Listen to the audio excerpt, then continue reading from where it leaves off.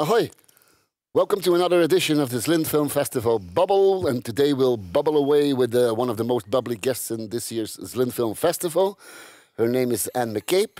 She's definitely from Ireland, and she made a film that is called The Blue Fiddle. And because she made it, I think she's also most qualified to tell us in 3 sentences what the film is about. The film is about a little girl who believes in magic, and that if she learns to play the fiddle or the violin really, really well, she will wake her daddy up from a coma. And along the way, she meets a grumpy old man who's going to help her play the fiddle and be the best fiddle player in Ireland and hope that her daddy wakes up. So it's about magic and about hope of an 11-year-old girl called Molly. I love the Czech translation, Molly and the Magic Strings. Really. That's the Czech title? Yeah, I think it's brilliant. Why didn't we think of that? Well, if you end up in this screening and you don't like the sound of fiddling, then that's really bad luck, because there's a lot of fiddling going on. There's a lot of music. It's our traditional Irish music. And I think I can safely say it's the first fiction film about traditional music.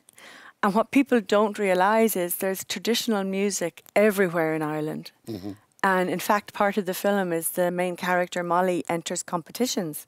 So all over Ireland, as we speak, there are kids from all ages playing violin and tin whistle and concertina and all sorts of instruments in the traditional style. And they're competing in towns, in villages, in provinces, in counties. And then there's an all-Ireland competition. So this is part of the sequence in the film. So it might be strange to other people. I got a really funny question yesterday. Do Irish people really play music in the pub? And I said, yes, we're very used to this. Maybe they don't drink, but at least they play music in a pub. Yeah. And I'm intrigued by the way you live, or your country lives with its folklore.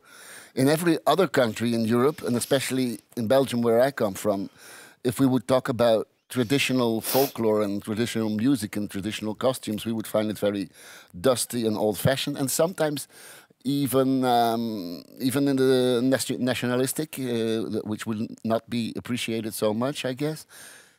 Ireland is very different on that point, I think. That's an interesting question, because Ireland is, of course, separate from Britain, and we got our freedom as an Irish Republic over 100 years ago. So I think it was very important to rediscover all our traditional arts and art forms. But of course, they've evolved. They're not just folkloric. There's so many mixes and fusions. And I mean, the biggest Irish export is probably river dance, which is Irish music and dance. So in our film, our composer comes from a traditional background, but he's actually a professor of classical music in a Dublin university. So the orchestration of the music, which is all originally composed, makes it a little more less folkloric, if you like, and I think very beautiful. The soundtrack, at least, is a classic traditional film score, but with slight elements of Irish music. That's how I heard it. Oh, good. But then, yeah, the fiddling goes on all the time. Well, I mean, that's her goal. That's her task. That's her journey. Speaking about the folklore element, the film is also entirely shot in the Gaelic language. Yes. Glad you asked me that question. This is really important because for almost 30 years now, we've had our own Gaelic language channel. It's our original native language. It is taught in schools. Everybody learns it. It's part of a Celtic group of languages. But of course, it's not spoken everywhere. It's mainly spoken along the west coast of Ireland and Donegal in the north, where the film was shot. And it's very important to me because my father believed in it so much. Although I grew up in Dublin, he sent me to an Irish language speaking school. So we're very proud of that language. It makes you see the world in a different way. Are you sick and tired of questions about kneecap? I love the film Kneecap. And, you know, let's not get political, but the lads are standing up for minority languages and minorities around the world. Okay, and we're happy that they do that. And they got longlisted for an Oscar. They didn't make it to the shortlist. But the first Gaelic language film ever in the last few years, got onto the shortlist for the Oscars for foreign language. So that's a major achievement for a minority language which is spoken so rarely now. They also got on my shortlist for not only favorite films of the year, but also favorite records of the year. Which one is that? McCabe. Oh, yeah, Kneecap. But I'm talking about The Quiet Girl, Colleen Kuhn. Ah. This actually got onto an Oscar shortlist 2 years ago. So that is a major achievement. And Kneecap are just phenomenal. I love their energy. And they're good lads. So we keep on talking about the film being so Irish because except the language and the fiddling, there's other elements that make it look Irish to me. There's for sure the rain, there's the nature, there's the color green that is everywhere. How Irish is it, and how Irish did you want it to be? We think it shows Ireland in its best colours. I think it looks beautiful, and it's shot in a fjord on the north coast. And I'm going to disagree with you. It wasn't raining all the time. There's lots of blue sky in the film, and there's lots of lovely shots of the ocean and the Atlantic Ocean. So I'm very proud of how Ireland looks. And you know what? It doesn't rain there all the time, contrary to popular belief. We get lots of sunshine.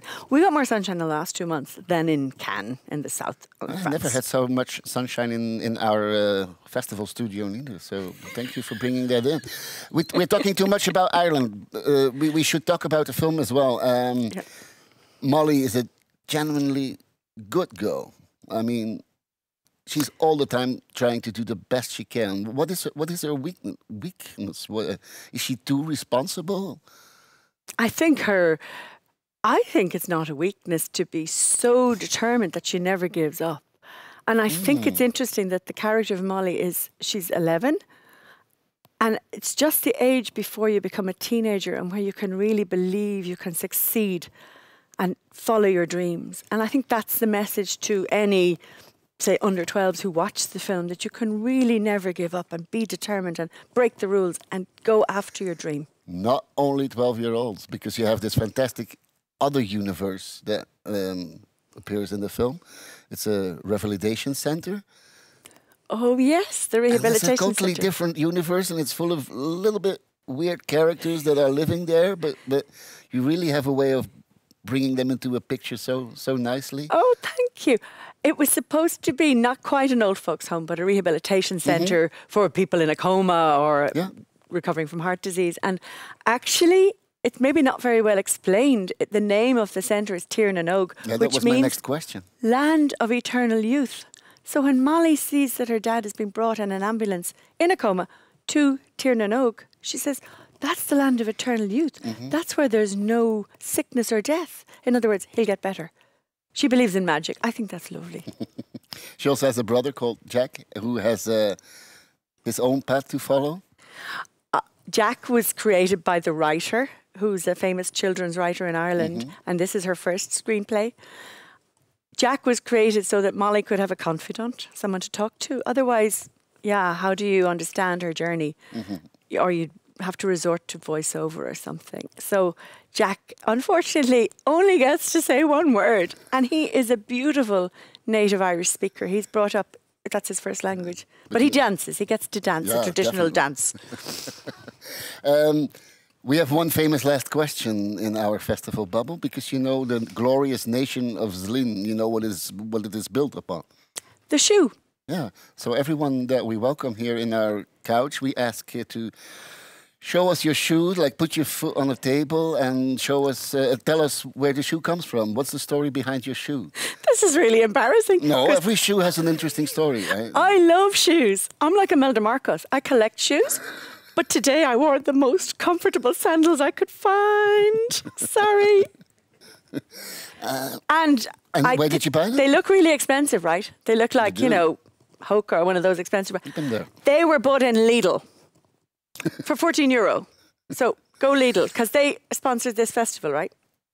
I know that Imelda Marcos had 500,000 shoes, but I'm pretty sure that she never had a pair that was bought in Lidl. I think you're right. It makes you more unique than you ever expected. Anna McCabe, thank you so much for being in our festival bubble. Thank you so much for bringing your shoes from Lidl and for bringing a beautiful film to the festival. Thank you. Thanks a lot. And Hope you're all going to enjoy the rest of the festival and come back to us here in the festival bubble. Ciao.